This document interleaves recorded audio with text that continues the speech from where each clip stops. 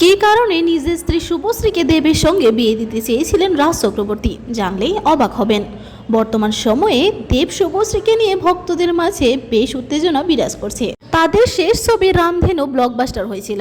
এরপর এই জুটি আবারও দেশু 7 নিয়ে পুজোতে আসছেন। এরই মাঝে শুভশ্রীর স্বামী রাজ চক্রবর্তীর একটি ভিডিও ক্লিপ পুরো ভাইরাল হয়ে পড়েছেন। রাজ শুভশ্রী 2019 সালে বিয়ের বন্ধনে আবদ্ধ হন। রয়েছেন দুটি ফুটফুটে সন্তানও। দেবীর সাথে ভালোবাসার দিনগুলো এখন শুধুই স্মৃতির পাতায়, নেই বাস্তবে কোনো অস্তিত্ব।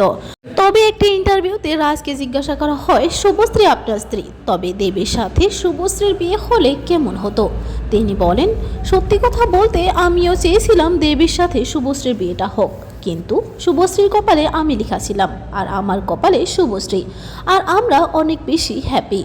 আর আমি এটাও জানি দেবের সাথে যার বিয়ে হবে সেও অনেক সুখী হবে, কারণ দেব অনেক ভালো ছেলে। তবে আপনাদের দেব শুভশ্রী নাকি রাজ শুভশ্রী, কোন জুটিটা বেশি ভালো লাগে কমেন্টে জানাবেন। ভিডিওটি ভালো লাগলে লাইক, কমেন্ট, শেয়ার এবং সাবস্ক্রাইব দিয়ে পাশে থাকবেন।